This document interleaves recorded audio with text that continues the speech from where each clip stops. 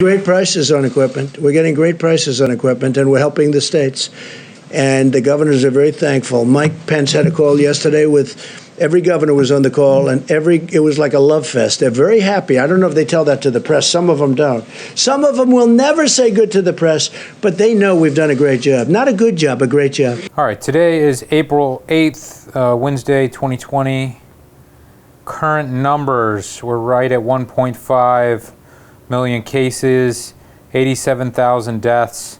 Yesterday in the United States, huge spike in deaths. First of all, the U.S. numbers, 420,000, 14,000 deaths.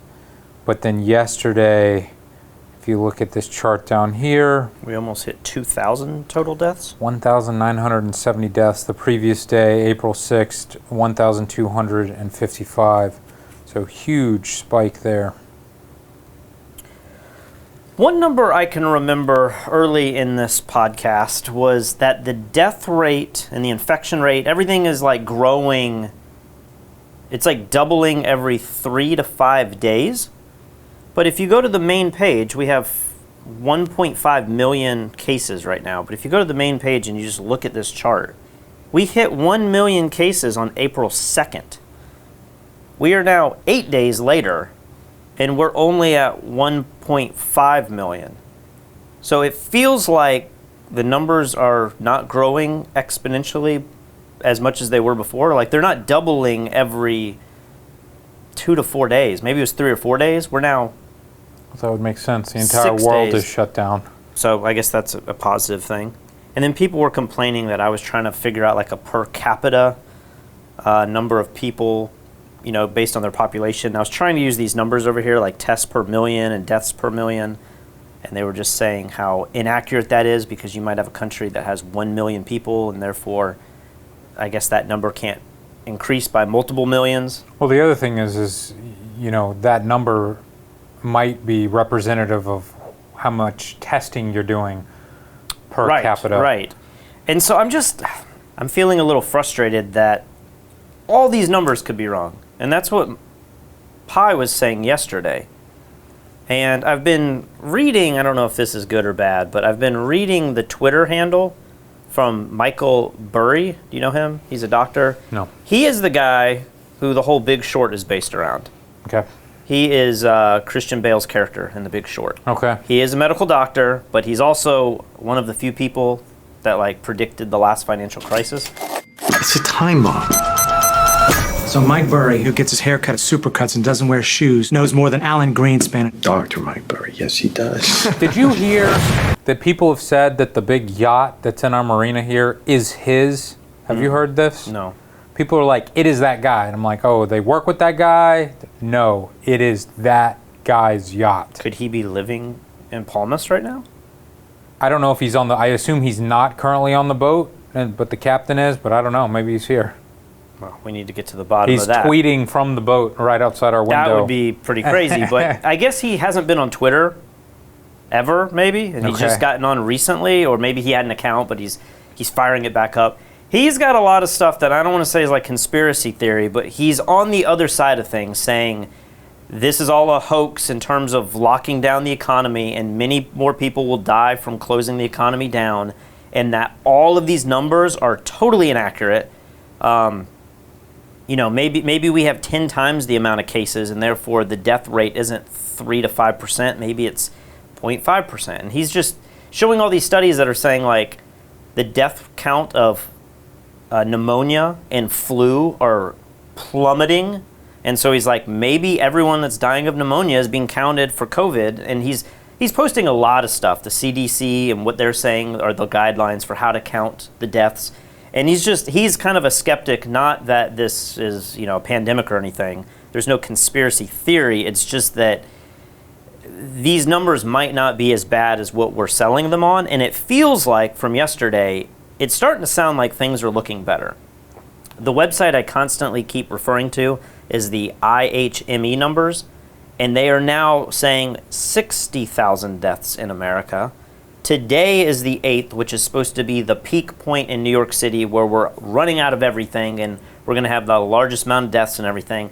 And it feels like, from the little media that I've consumed today and from what I saw yesterday, is New York's not running out of ventilators, and there's still all these ICU beds, and the Javits Center is empty, and the boat now, they're going to make that COVID, and it's almost totally empty. And it kind of feels like maybe we're plateauing, and that maybe all of these crazy crises that we were expecting in New York City aren't happening.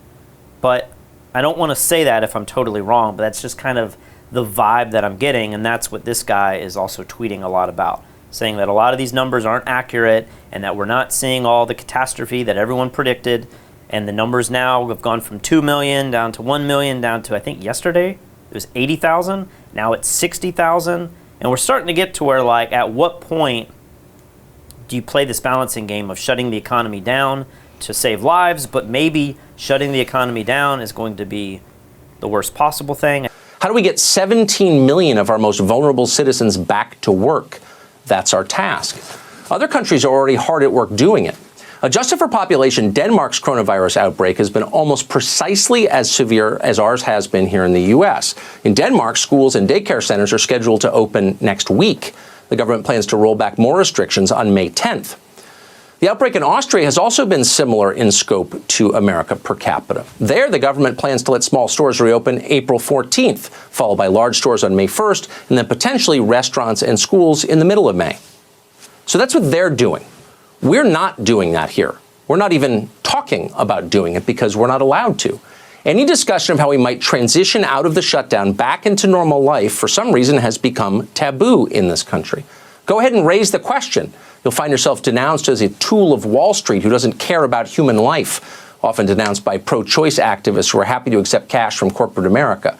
But the layers of irony are, of course, bottomless. But we shouldn't be surprised by any of this. This is what happens when public debate, healthy public debate, is replaced by memes. I don't know. I guess I'm just feeling frustrated. There's so much data, and it's so beyond what I'm comfortable, picking and choosing and pulling. Like, my mind's just going crazy to where I don't feel like I really know what's happening anymore. Well, I have gone down the darkest road imaginable today, last night and today. The darkest road imaginable. Well, obviously not that dark, but just in terms of breaking my spirit, I have decided that I was going to start watching some of these conspiracy videos. I've got these friends who post this stuff on Facebook, and they were like, "Open your eyes, sheep," and so I was like, all right, I'm gonna watch some of these videos. And remember what this one guy named Ike or something, he's this British guy, and some video came out a few days ago, and he's basically blaming 5G cell phone towers for coronavirus. So right. Now Facebook and YouTube and Google are pulling these videos down because of what people are doing with these videos. So all of the stupid conspiracy theory people are like, aha, you see, it's true. Yeah. So I found a copied version of this 2.5 hour long video. And this is what you've been watching? Yeah, and this is what I've been watching. At 2x speed. Still took quite a long time. Basically, his thesis is that Before you say this, just being vaguely familiar with this, there seems to be two ideas. Yep. One is that there's a vaccine that they're going to put into us that's controlled by 5G. Yep. The other is that the 5G waves themselves are causing the virus.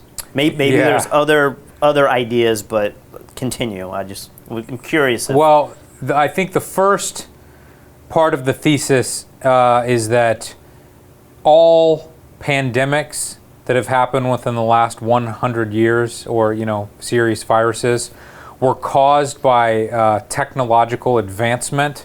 So, like people are speculating that the Spanish flu was created because we discovered radio waves around that time period or something. Okay. And so the radio, none of these ideas are fully hashed out. He doesn't explain how it kills millions of people, but then the majority of people survive, and then it seems to go away. But basically, he while we're on lockdown, the governments are using this to put up more 5G towers. Now, of course, COVID-19 is found in countries all over the world, and I think 5G towers are just in a few right now. Yep. But that's this guy's basic thesis. For 2.5 hours, this is what he spoke about. And sounds like a big waste of time. yeah, it certainly was. But then things got a little darker for me because I watched this and I'm like, all right, at least this guy kind of speaks well, and he mixes a lot of facts in with the fiction and stuff. So I'm like, all right, I can see how dumb people could be convinced of this. Yeah. But then I started going to these other YouTube channels that have the stupidest videos I have ever seen in my life. Man, if you see that shit outside your house, then you know it's gonna harm your family. Knock that shit down. Knock that shit down. Because it's finna hurt us in ways we don't even. Silent weapon for quiet wars. This is where the headaches and the stomach aches and the can't breathe and the so-called corona shit coming from. This 5G network. And they want us in the house so that they can put these things up without us knowing. I saw this video today of a guy in a hospital surrounded by doctors in like the full get-ups. And they're like, sir, we need to help you. And he's like, no, like you can't help me. And there's no such thing as COVID-19. And he rips off his mask and then starts coughing. And they're like, sir, please put back on your mask. Like, we're trying to help you. And he starts going on this, speech about how the next revolution is going to be televised and you need to be doing the right thing. Nah, that shit ain't real. Coronavirus is not real, bro. Come on, man. It's not? Y'all better get on with that bullshit. Y'all better get on with that bullshit. Y'all ain't fooling me with that coronavirus shit. Yeah, that's a good example. Man, y'all better get on with that shit. Y'all ain't fooling me. I'm not the masses. I'm smarter than them. My IQ is over 100. You are not fooling me. And then it comes out that, sir, you called an ambulance because you are having chest pain. We're here to help you. What do you want? And for the next 10 minutes, he just screams about stuff that doesn't make any sense. Now, when I see a video like this, I think, okay, this person is just insane. Yeah, they lose all credibility. Yeah, they lose all credibility. Like, wow, what a crazy person. It's too bad people like that exist. But a broken clock can be right twice. Is that where you're going with this? No, this guy's not right at all. I thought you were going to say his other videos, though. No. No. But the most disturbing thing to me was going into YouTube and reading the comments. And I know we have joked many times that just never read YouTube comments, even on our own videos. Yeah. It's like people are so stupid and so negative. It's just not healthy. Hey, there's a lot of people out there that aren't so stupid. And Yeah, you guys are all great out there. Very encouraging, too. Yeah. But this, I'm telling you, man, it was like 100% of the comments. It's this echo chamber. This guy's speaking truths. Yeah. You know what we need to do? We need to go outside right now and start chopping down 5G towers. You know what? I'm gonna go outside and break my phone right now because it's infecting me with coronavirus. And they have like iPhones that aren't even capable of doing 5G. A month later, he came back and told me, he said, bro, you was right. That's exactly what it is. And they was building and putting together for other technicians to go out and put them up. And I'm telling you, man, this 5G network finna fuck us up. Like I say, these people don't have no end point when it comes to technology. They're gonna keep going until we're gonna be literally half robots, half humans. But mainly robots, because robots can be controlled. Dude, it's How is the virus contagious if it's from 5G? Like if I went to Miami and there was a 5G tower, I could come back to Puerto Rico and like give this to you. Well, obviously that's what's happening, and I wish that's what this guy touched on, because I don't think we have 5G towers in Puerto Rico, yet we have cases of coronavirus here. Does South America have any 5G towers? Maybe in Brazil. It's got to be very few. Yeah. But they have coronavirus there. So yeah, I don't know that anyone has really thought that through all the way. But man, when you start dwelling on how dumb Americans can be, but also how people can just be tricked and fall in line with these things. And, from their perspective, we are the dumb ones. Right. We are the ones falling in line. Yeah. It's I don't know, man. It depressed me Well, quite possibly more than anything else. It's interesting you bring this up because maybe that's what the majority of this video is going to be about. And we don't plan for any of this. We just talk off the cuff. But I want to counter some of what you're saying with some historical facts and things that we've seen in the past, like the idea of Hitler and Nazism. Like, people are able to persuade large groups of people to do things, right? Sure. There's definitely manipulation, and there's definitely these dictators, and there's horrible events throughout history. And so I don't want to throw all of it away and be like, these people are so dumb, and not acknowledge that there are some really awful things that have happened through history because people were brainwashed into believing a certain way, you know? Sure. And I guess one thing that kind of scares me about where our society in general is going, especially when I think about having kids, is the idea of just how hard it is to decide what is truthful.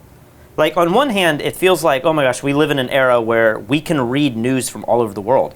I can get news from inside China, and I have a way to actually read it. Like, I can't read Mandarin, but I can have people help me do that. And so I'm more connected than ever. But at the same time, we're able to self-publish in a way that, like, all these crazy theories can go out there. And you're seeing these videos that we've had on Fstoppers before, where, you know, somebody can do the, what's the fakes, where they like have deep fakes where you can make someone's face look like somebody else, and it's pretty deceiving. Like, it looks pretty good. We're entering an era in which our enemies can make it look like anyone is saying anything at any point in time. Jordan Peele created this fake video of President Obama to demonstrate how easy it is to put words in someone else's mouth. Moving forward, we need to be more vigilant with what we trust from the internet. Not everyone bought it, but the technology behind such frauds is rapidly improving, even as worries increase about their potential for harm. We can also have audio. You remember, I remember Joe Rogan doing this, where he just read a paragraph, and this application can now use all of the syllables that he said in this paragraph and make him say anything that he wants. And the deep fakes with Tom's face over Garth Brooks' body. I DM'd the deep fake guy. Yeah? And because I was like, is it hard? Because it's terrifying. Someone said... Jamie did it. Jamie used the software to make one with me with Trump's head. Was it easy? Yes. It bums me out in the way death used to bum me out when I was a little kid. It's like, wow. But I know what he means. It's just like unfathomable, like, oh, this is not good. Show him the one you made. Check this out. He said Look at this. China is, quote, not competition for us, for the U.S. Look at this. Are you talking about which vice president? I'm sorry, former Vice President Biden. I apologize. The current vice president is much more talented. He actually looks like Joey Diaz. Dude, it looks like me if I was fat and I had a crazy haircut. That's me. Everyone's competition. I view everybody as competition. There he is. Sometimes he's Dude, that's so good. How long did it take for real? This was just my test of like 8 hours maybe. So I think, you know, this is just starting. AI, all these kind of conversations. But like in the next 5, 10, 15, 30 years, this is going to be perhaps the biggest challenge humanity has to deal with as a whole. Because when you can get a large percentage of people to believe that Bill Gates is this or that, and you can set this narrative to where like he's the greatest, you know, humanitarian and he's going to help us through all this, or he is the one that's, you know, his dad was in eugenics and he's now trying to put the chips in people and mark everyone with the sign of the beast. It's like you can go down these paths where maybe neither one of these are true. Maybe the truth is like way out here, but all of the media that's getting built up is one of these two competing ideas. I find that really horrifying. It is, and I went down this rabbit hole of going on this Ike guy's YouTube channel and watching some of his other videos that he's released in the last few years. And he believes crazy stuff like the moon is hollow and, you know, it's like we live in a matrix, like just way out there stuff. But I mean, I don't mean to cut you off, but like it goes back to the Russia collusion thing. There's no doubt that Russia, I mean this book that I'm reading, there's no doubt that America is influencing everyone's elections to have the outcome that we want. Just the same that Russia is and China is. But it's getting very, very difficult in America, at least, to look at any news story and be like, is Hillary really having heat strokes in the middle of the day in New York when it's 70 degrees outside? Is Joe Biden really unable to keep his thoughts together? Is Trump really having these pee videos? Like there's so many crazy stories that comes out in the media, and you see how popular they are on platforms like Facebook and Twitter and YouTube. And it's getting very hard to distinguish what's true and what's not. And once you've wrapped your mind into believing that this is true, it's very hard to like take that away from, your conscience. And I don't know, it's very scary stuff. And I don't know what the answer to this is. I mean, when you have news agencies that I feel are pretty reputable, like Fox News and CNN and CNBC, NPR, you can start looking overseas at different news agencies. I have to say, like, come on, like they all can't be fake news and wrong, but we're getting to the point where maybe they could be, and how are humans supposed to distinguish what's truth and what's not when there's these powerful machines, these money-making machines behind all these organizations? I mean, I don't know what you're talking about right now. I thought we were talking about deep fakes and I am. I think this is all stuff. I think this is all related. I think it's getting to the point where like it's very hard for the average person to really know what's going on when we are only getting our media from very small sources that are much more powerful. Maybe your argument would be, but we're getting them from so many more sources than we were, say, 20 years ago. But I don't know, there's just an easier way to make an illusion and to sell the public on a certain idea, much like maybe Hitler did with Germany, sold them on this idea. I just feel like that's kind of where we are in today's environment, where it's very hard to know, like, are China's numbers correct, or are they totally a lie? I don't know. I would argue in that sense it's probably easier for us to do research on our own, whereas, 50 or 100 years ago, I would imagine the government probably had more control over what the people knew. But what I was going to say, before I was so rudely interrupted, was that this guy has taken videos that are about other things. This is what all conspiracy people do.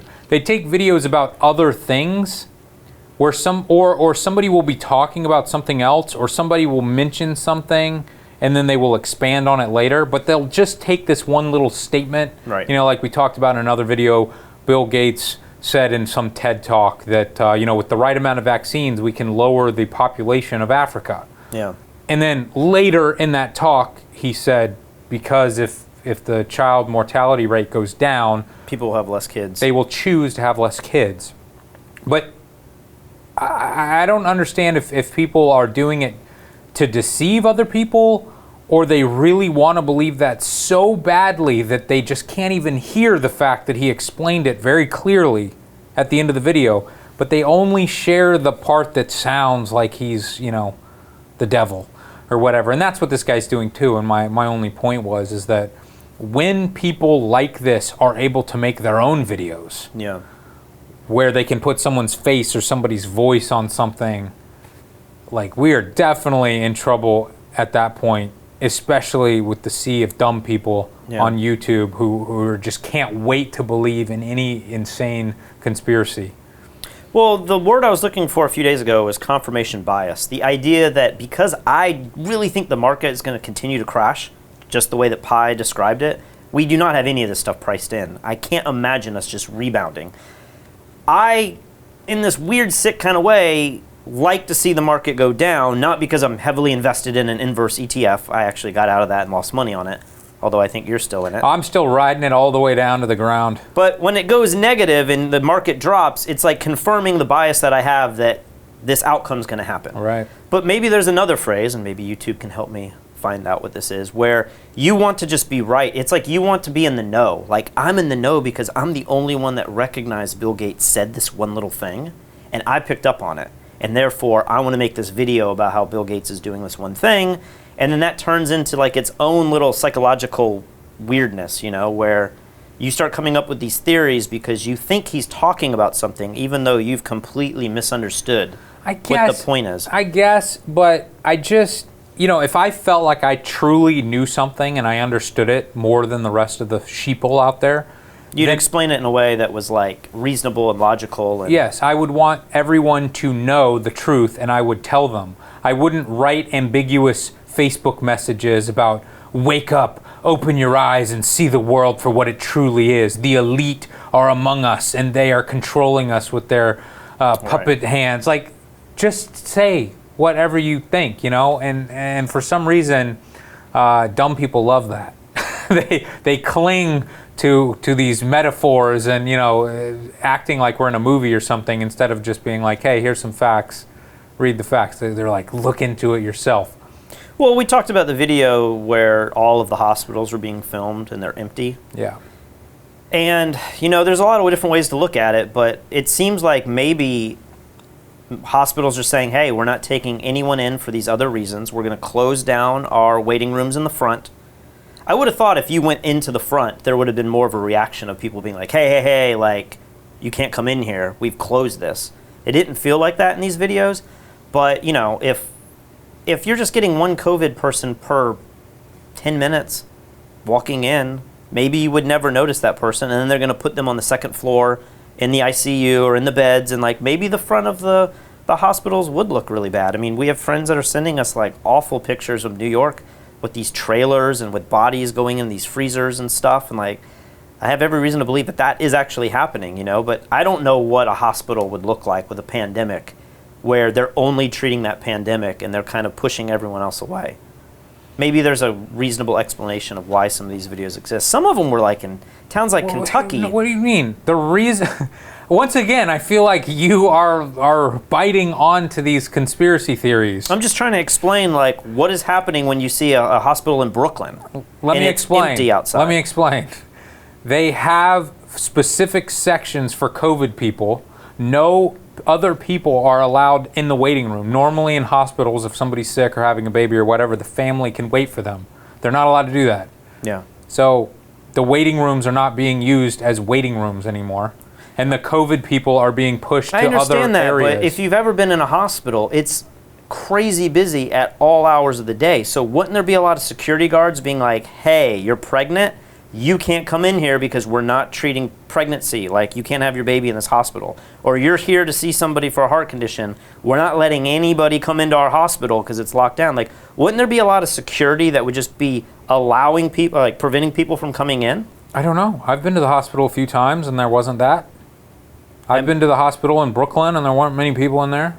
I mean, that doesn't mean that there's some conspiracy. I just know when I go to MUSC downtown Charleston, it's like tons of people are on their lunch break, patients are coming in and out, they're pushing people out in strollers, there's just a lot of activity in really big hospitals. I would just... Okay.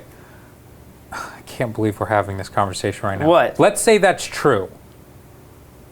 And let's say the government is lying to us about COVID-19. Let's say COVID-19 doesn't exist and not a single person on the planet has COVID-19.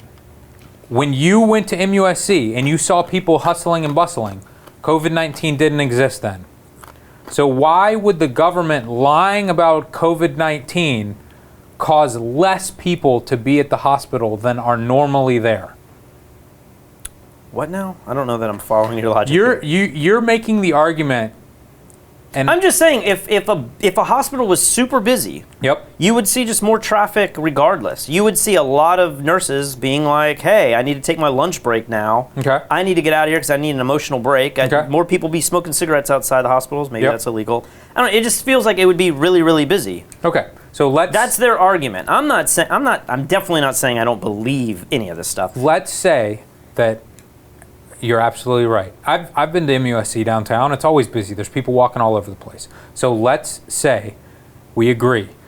There's usually a lot of people at that hospital. And let's say that not a single person in Charleston, South Carolina has COVID-19.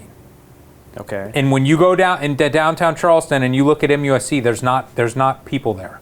Wait, you say no one has COVID-19, so you mean just like 3 months ago? If you went to... I'm saying like today, let's just say COVID-19 doesn't exist, or let's say it's a conspiracy theory. But we're still locking everyone down. We're locking everyone down. Okay. We're going to MUSC today. Yeah.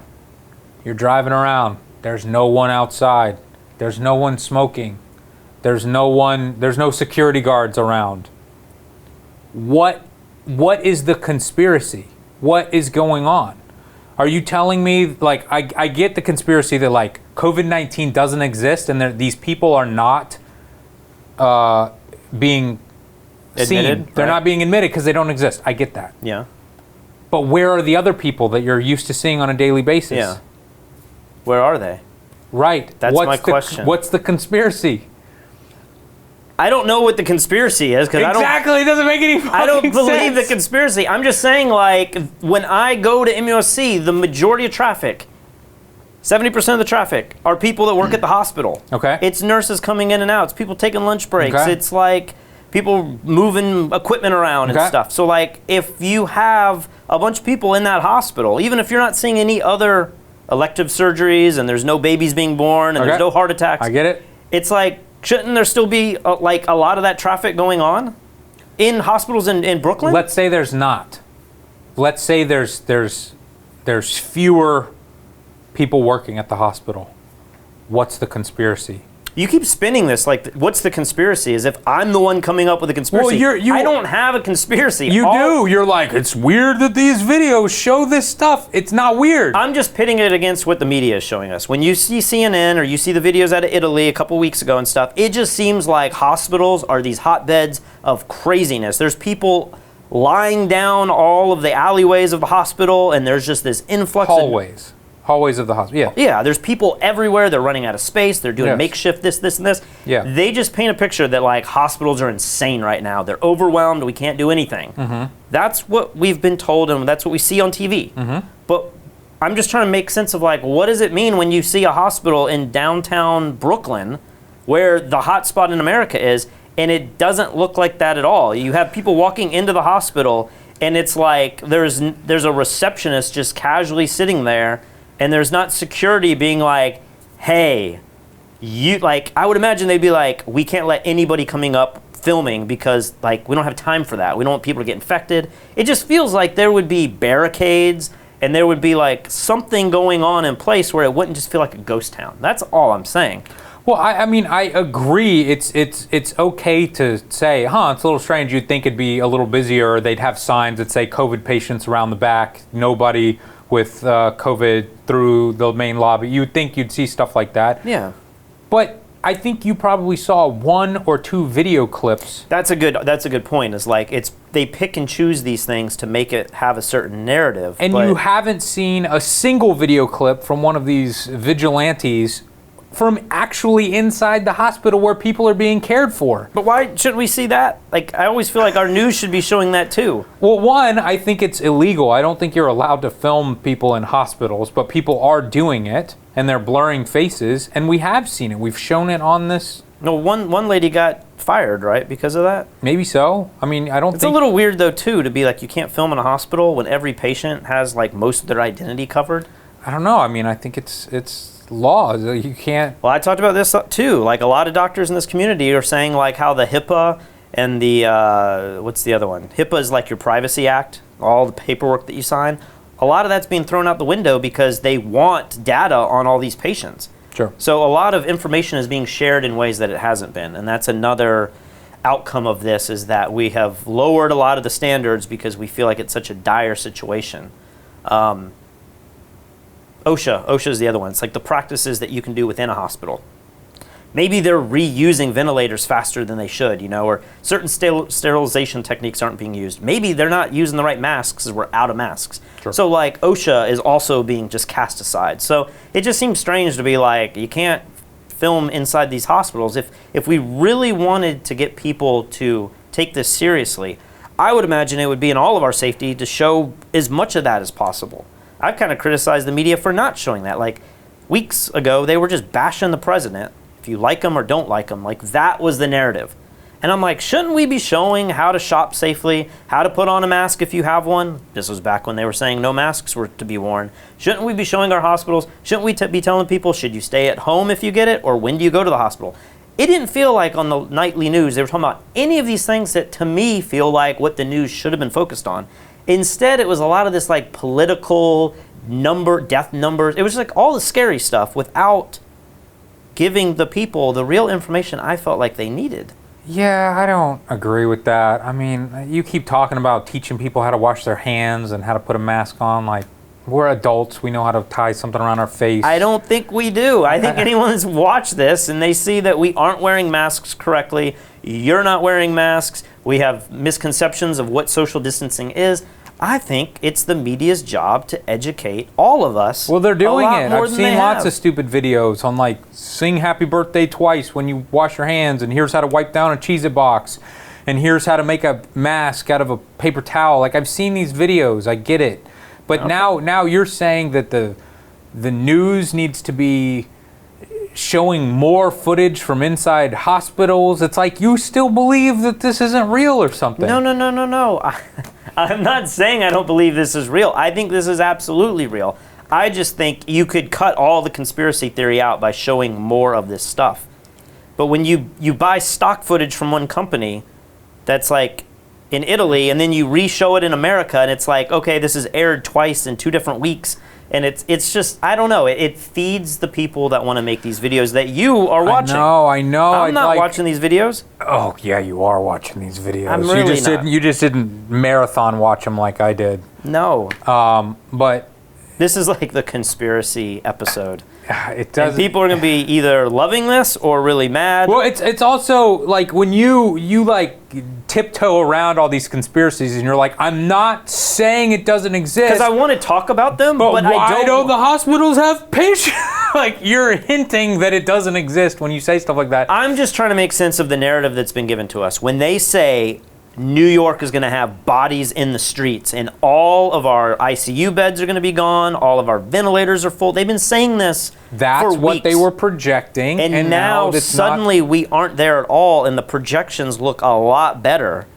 It's like I'm still having to make sense of that. I'm not going down the road of saying this is fake. Aha! There's not bodies in the streets of New York. But I am saying, wow, we were really wrong. Or we are really wrong, or maybe it's coming in a week or two, and I don't want to like let off the brakes now when I'm just trying to make sense of all the data that's coming in, and it seems like things are changing very quickly, and it seems like there was a lot of paranoia, and I'm wondering like maybe this isn't going to be a big deal now. Maybe like in a month we are going to get back to normal, but my gut doesn't tell me that that's true. And so I'm just trying to take all this information and make sense of it. Because there are certain things that are adding up. There's other things that aren't adding up. And then you have these outliers that are like crazy, batshit crazy. And we're hearing from them. But I'm trying to lay it all out there and just make sense. I'm not trying to spread conspiracy theories. I don't think this is all a hoax. But it is strange when it's like the Javits Center's not full, and a week ago they were like, it's not going to be enough. They were expecting the curve, and it wasn't as bad. Thank goodness. And so this is the reason. I don't even know if I should say this. Oh boy. If we can't get the data right and the models right on something like this that the whole world is experiencing, that we can take real numbers out, there's many other cases where I see how people can look at like global warming and say, how can we make models and predictions on COVID-19 and be so off a week before something was supposed to happen by a good magnitude?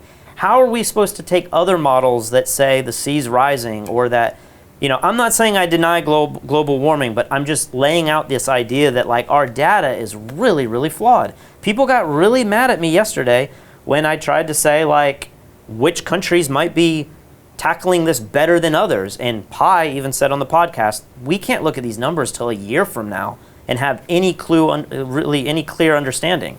You brought up the racial thing about maybe like African Americans are being affected more.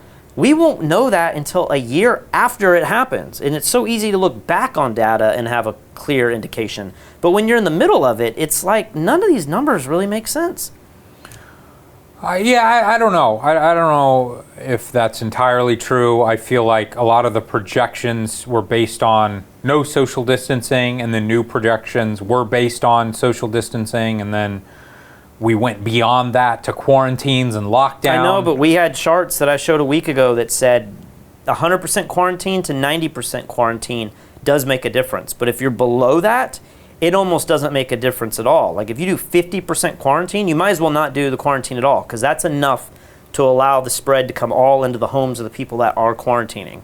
And through much of the country, I still think a lot of people are not quarantining. I mean, I'm seeing videos of people in Florida still going to the beach.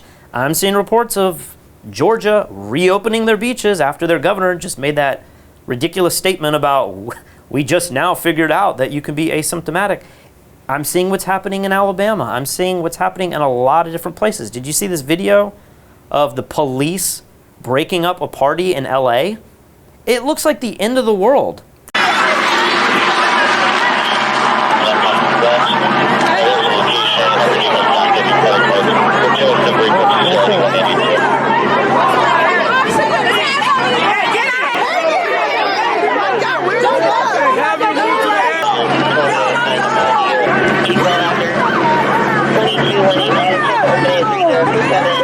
It's like, one, why are all these people in this poor community having this huge birthday party? It's hundreds of people. Two, why are the police coming in there like the military? And like, it's a really bad look for police officers. It just builds up this racial, fire that's already underlying in America. And then three, like, why did none of the police, they're not social distancing, they don't have the masks on. It's a crazy video. And I'm just seeing stuff like this, and I'm like, I don't think that we are slowing the curve down by 90% of people social distancing. Maybe your argument would be... Definitely are. Maybe your argument is that these crazy videos are the 5 or 10% of the people that aren't social distancing, but... Sure, and, a lot of people like that, they're not hopping on flights and spreading it around the world. No, but I would imagine huge communities in LA are going to get this. Maybe so. But, if you social distance yourself, then you would be protected in theory. You know what I mean? If you're going to birthday parties with hundreds of people, yeah, your life's on the line. But if you're in your own house, it's not like people are coming into your own house with their birthday parties. No, but all it takes is for all the birthday people to go to the grocery store, and then that huge influx of people that now have COVID-19 are infecting some area of the grocery store, and then you, being safe, are going to the grocery store just once and coming back. But guess what? Because all these people didn't social distance and went to that one common spot, that increases the numbers a lot. But if you got the mask and the glove rule, then it limits what they can do to the grocery store and what you could get from the grocery store. A couple days ago, I mentioned that Cuomo casually mentioned at the end of some press conference, like, oh, by the way, we have enough ventilators. He's been saying that he needed, 40,000 ventilators? Some crazy number he needed.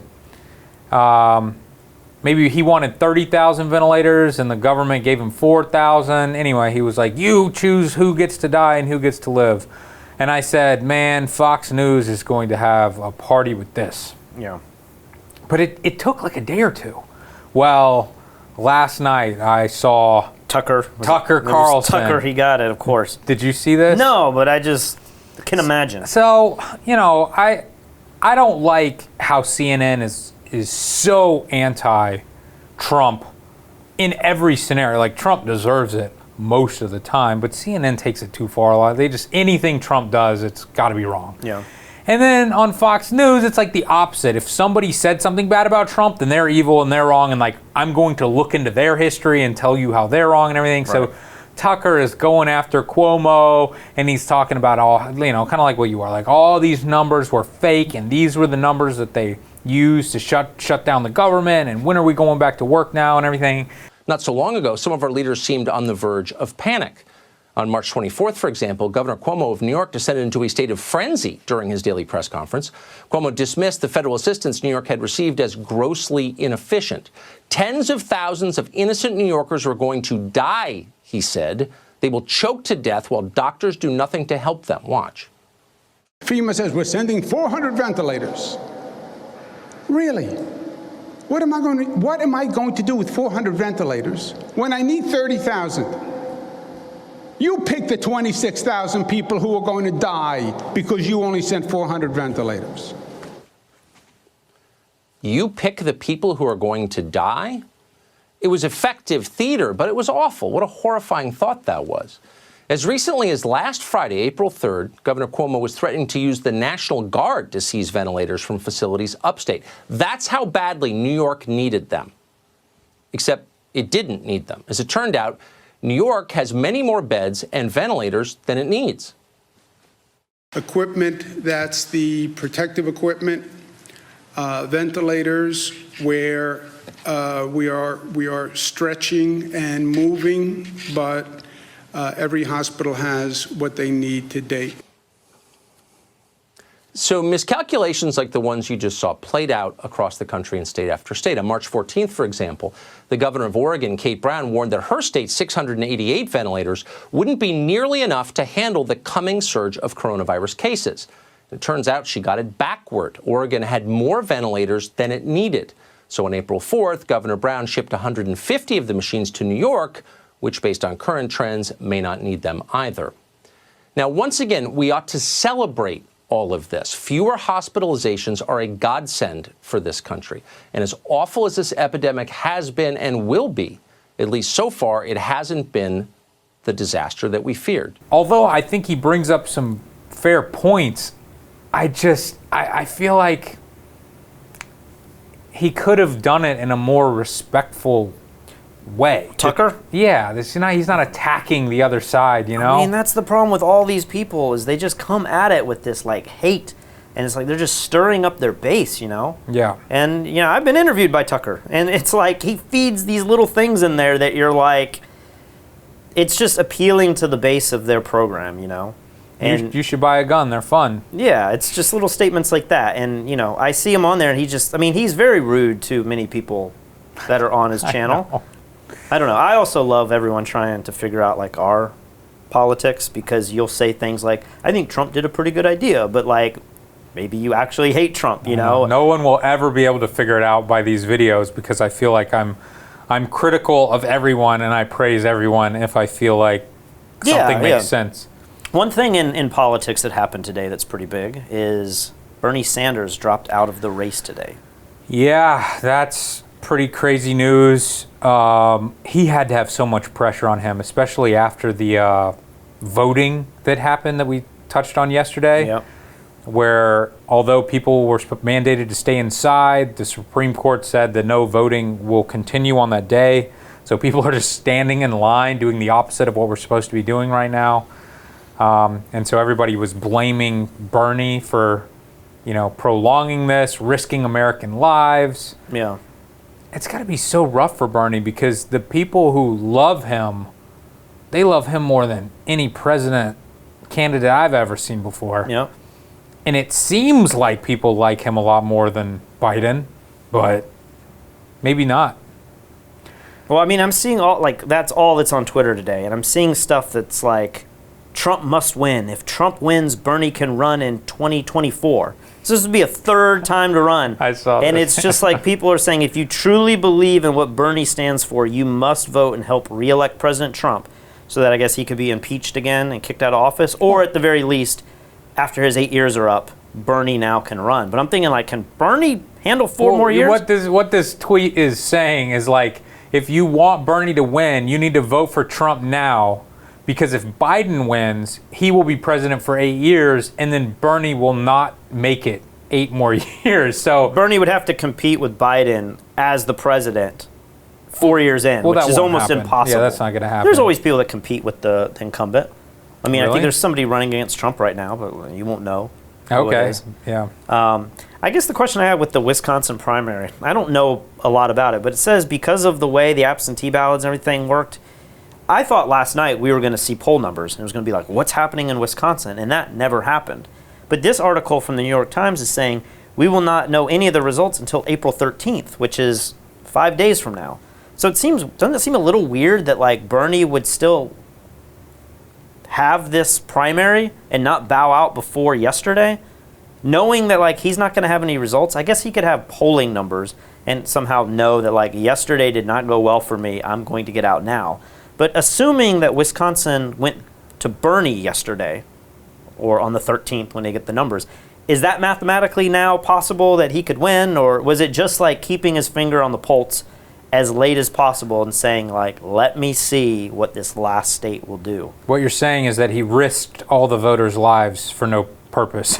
They voted and then he dropped out. To be fair, there were other elections being held too, so it was not just the DNC primary, you know, the caucus or the It wasn't a caucus, it was a primary. I don't know, it just seemed weird that like he would hold out and allow that craziness to happen. Because yesterday was crazy, right? People are in lines with the masks and everyone's got the signs that like vote or die, you know, crazy stuff. And I don't know, it's just very strange. But in many ways, the media now is saying Bernie's not coming out and supporting Biden at all. Like in his speech that he gave today, he didn't say anything positive about Biden. If I believed we had a feasible path to the nomination, I would certainly continue the campaign, but it's just not there. I know that there may be some in our movement who disagree with this decision, who would like us to fight on to the last ballot cast at the Democratic Convention. I understand that position, but as I see the crisis gripping the nation, exacerbated by a president unwilling or unable to provide any kind of credible leadership, and the work that needs to be done to protect people in this most desperate hour, I cannot, in good conscience, continue to mount a campaign that cannot win and which would interfere with the important work required of all of us in this difficult hour. He is saying that many of the things he wanted are now in the forefront and might even be within the realm of happening in America. And so I guess the opposite side, maybe the right side, would say Bernie's already won. Like, we have Trump already giving out money. We have people saying that the healthcare system needs to be revamped because all these people are being fired and they're losing their insurance, and now we're dealing with COVID and all this stuff. Like, everything Bernie was campaigning for like the last 8 years is now... It's going to happen. Yeah. The socialized healthcare, like you said. I mean, people losing their jobs and losing their insurance right now, it's going to happen. Maybe it'll take 4 or 5 years until Trump's out. But even what Trump's doing, I mean, all these little things, he's going to roll back Obamacare, blah, blah, blah, but we're going to keep pre-existing conditions. That was the only thing worth repealing from a conservative standpoint. Yeah. But everybody's used to that now, and everybody wants that, so it's going to happen. So you're right. I mean, Bernie's already won. Yang already won. He's getting the checks sent out. Yeah, so, I mean, that was such a crazy idea. I remember listening to Joe Rogan interview him, the idea of the universal basic income. Yeah. $1,000 a month, and I'm thinking like, well, we're there, like we're already there. And then I'm talking to just other people, and they're saying like, I cannot vote for Biden because I was for Bernie, and this has happened to us again, and I saw how the Hillary election happened, and I'm just not even going to vote anymore. Like, I've already dealt with this last election, and I'm just wondering like what they need, what the Democrats need for Trump to lose is for everyone to come together more so than they did last time. And maybe, did Trump win in a big margin, or did he really just win barely because a few swing states swung and it like... I thought it was a pretty small margin. That's what it feels like. I thought he wasn't expecting it. No, he didn't expect it, but that night, it felt like, the election night, it felt like, oh my gosh, he did it. And it felt like a big wave, but I'm not a political scientist. I don't know like if he flipped just the right states and barely won, or if it really was a bloodbath. But anyway, the point is that people in America really have to come behind Biden significantly, like record numbers. And I guess Trump still has to have all his people come out and vote as well. But it just feels so uneven. Like if Hillary was supposed to easily win last election and she lost, this year feels the opposite. It feels like Trump can't lose. But maybe the same thing will happen. Trump supporters won't come out and vote. Everyone will rally behind Biden and he will win. You know, I don't know. It's going to be an interesting election cycle for sure. Speaking of when Trump won, you need to put the video of the girl screaming that Trump won. That's one of my favorite video clips in the entire world. That clip brings me a lot of joy. If I knew I could get more videos like that, I might vote for Trump. You would vote for Trump just for some viral videos. No, I don't know. Donald J. Trump is now president of the United States. President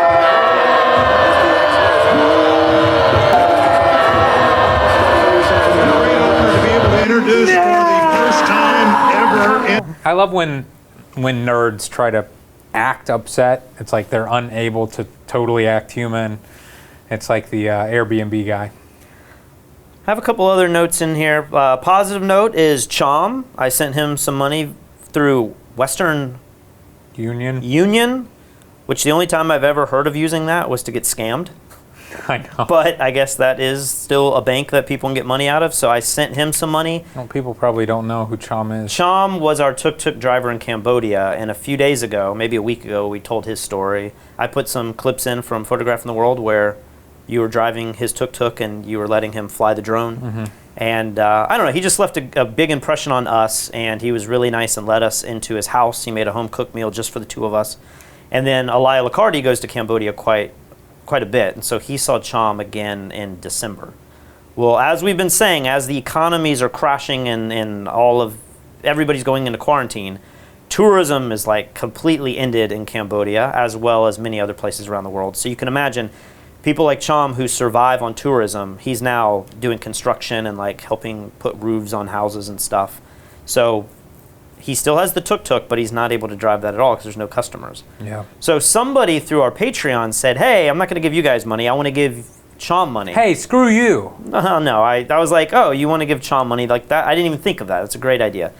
But there's no way because he doesn't have a bank account. He doesn't have PayPal. There's no easy way to send him money. So I said, let me do a test run first. I got in touch with him on Facebook, and I said, how can I send you some money to help you out? Western Union was the only way. So he just sent me a picture of him actually getting the check. And he said the amount that I sent was able to support him for a full month. So that's pretty exciting. Good. So I'm sure you and Elia and maybe this couple from Patreon will help him down the road. But we kind of wanted to just test the water. So excited about that.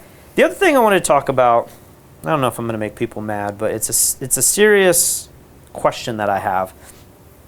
And I saw it with this Bill de Blasio video today. And that is, it seems like a lot of press conferences have the people doing the sign language.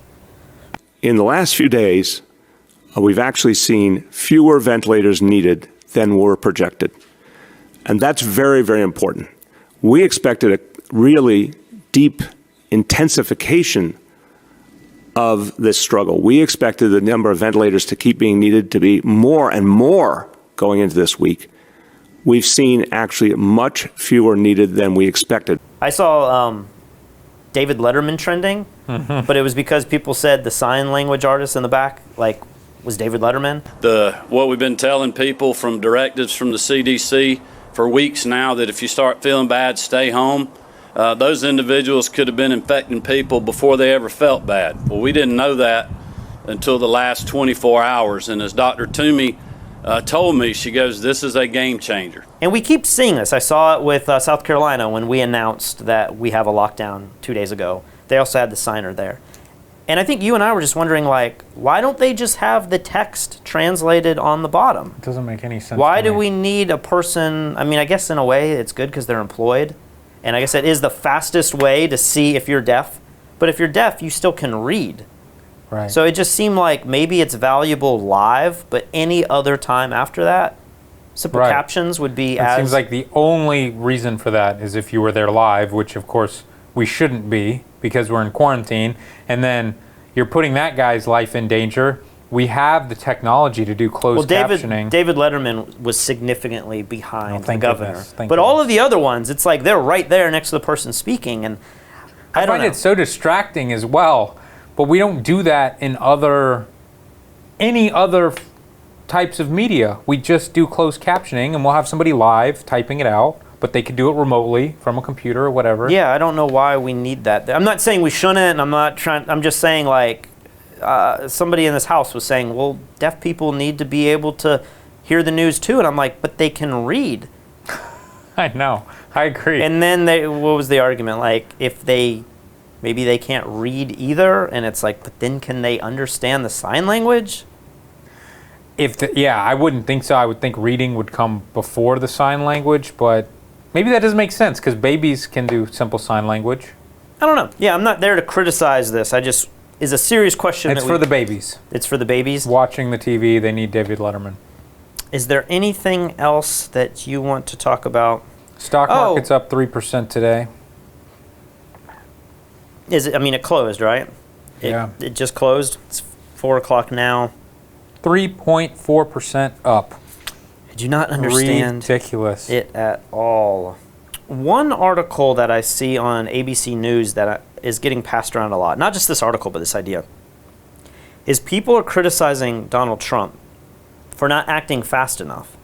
And this title is Intelligence Reports Warned of Coronavirus Crisis as Early as November. And I'm just thinking, like, November? I mean, China didn't even say they had an issue until like December 31st. The World Health Organization didn't come out until like February and even call this a pandemic. I know I was reading about it casually on investing forums back in January. Isn't it kind of scary to think that we may have known in November? And if we did, who's to blame for that? Is it the president? Is it the intelligence for not saying, like, this is talking about surveying Wuhan, and they were able to see, like, I mean, this is like military stuff, right? They were able to see deaths and to see people being quarantined, and they were monitoring the Chinese government and everything. But I mean, November, Thanksgiving, that feels very, very early. And so I guess on one hand, I feel like if that's true, it's kind of scary how much intelligence the U.S. military has if they were able to pick this out all the way back then. If they're able to listen in to cell phone calls and check internet data, it seems like with satellites, they would just be able to look anywhere in the world where they want, and they'd be able to figure that out. And then, of course, you know, people are speculating if China's numbers are correct with the amount of deaths and cases and everything. It seems like the U.S. military knows for sure if those numbers have been deflated. I just know from these articles, it's looking like they're pushing the timeline really far back, which just makes me also wonder, like, what in the world was the World Health Organization doing? Like, if our government knew all of this, our military did, maybe our military found out about it, and then they had to vet all the sources, but they're kind of acting like something was presented to the president before the end of the year. So around Christmas, December, right? But how could companies, how could these organizations that are supposed to inform the world on pandemics not say anything until February? I just feel like we're going to be hearing about this for a long, long time. These are going to be, if you're tired of the conspiracy theories now, this is, I mean, for the next year, for the next decade, I feel like people are going to have huge opinions about I just don't understand what people expected the government or Trump to do. Look at every other country. What did they do? Like, some of the smaller ones were able to lock down a little bit more than us, and maybe they've held it at bay a little bit better than we have, but it seems like a lot of these countries like wearing the masks anyway. It just, I don't know. I don't know you can say they like it, but they've been through epidemics like this before with SARS and MERS. No, they wear masks. Like, if they have a cold, they'll wear a mask out of respect. That is true. Asian culture does like to protect themselves. Or protect others. They're considerate. They're very considerate towards others. So we are not like that here. No, screw everybody but myself. But I mean, what would we have done? What could the United States do? We can shut down all flights in and out of the United States back in December. Is that what we should have done? Should we still have everything locked down? Let's just lock it down until we have a vaccine. I've seen this guy on TV. I don't know if it's the same guy or I saw two different guys. I'll give you the clips for your video. But this dude is basically saying we just need to remain in lockdown for the next 18 months until we have a vaccine. That's the only option. So life may never return to normal in this country. We may never regain what we've lost. You're hearing a lot of people say that all of a sudden.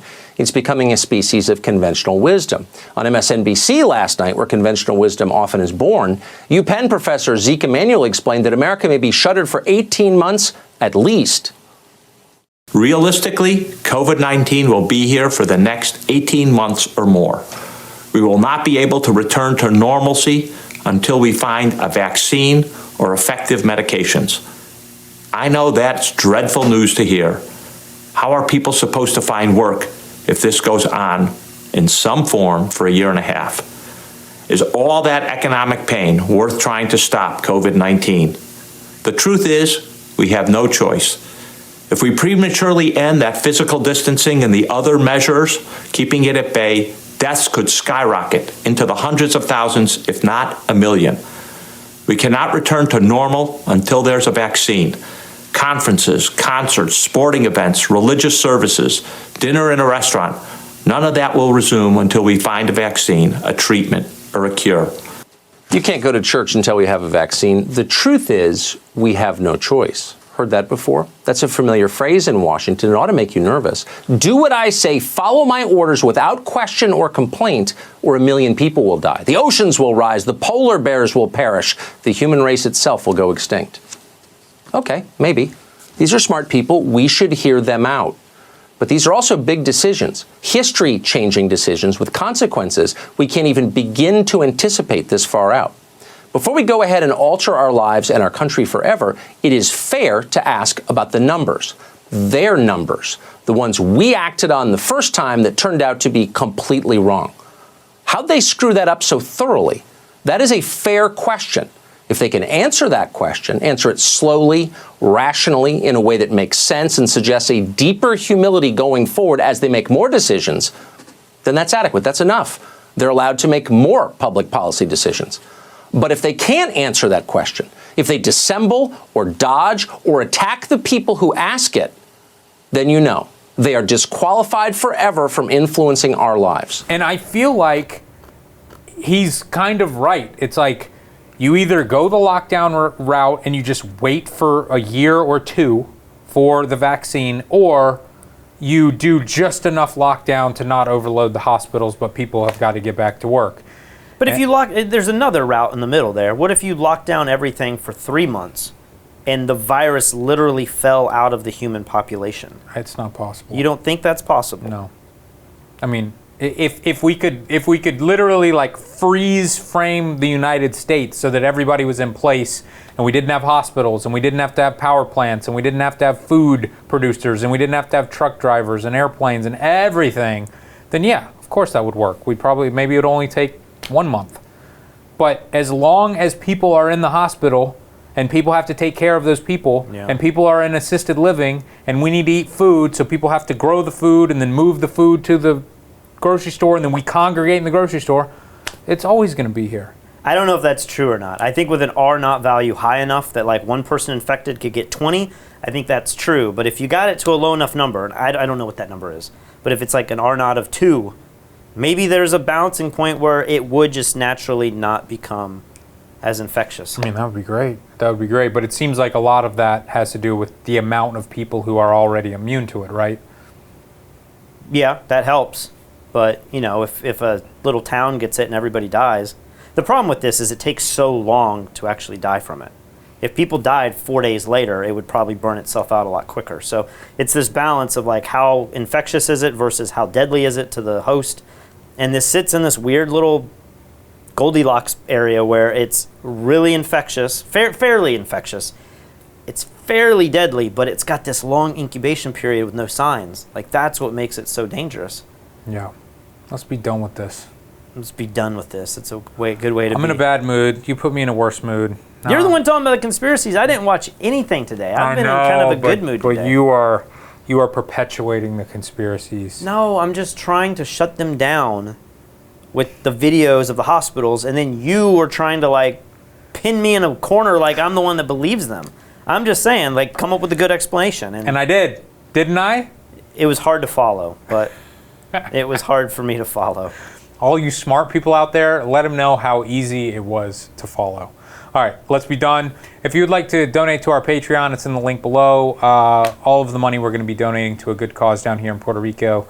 And we're still rocking and rolling on our Fstoppers sale at fstoppers.com/store. Yesterday we mentioned that Pi's business and wedding photography tutorials and stuff will be in our store. As far as I know, it's in the store, and it's part of this sale. So if you get multiple products, you save more and more. So those products are now included. So check that out. And the idea is to put them in the body, and they will act within humans like the ground antenna act with the satellites of Musk. They connect humans' reality. So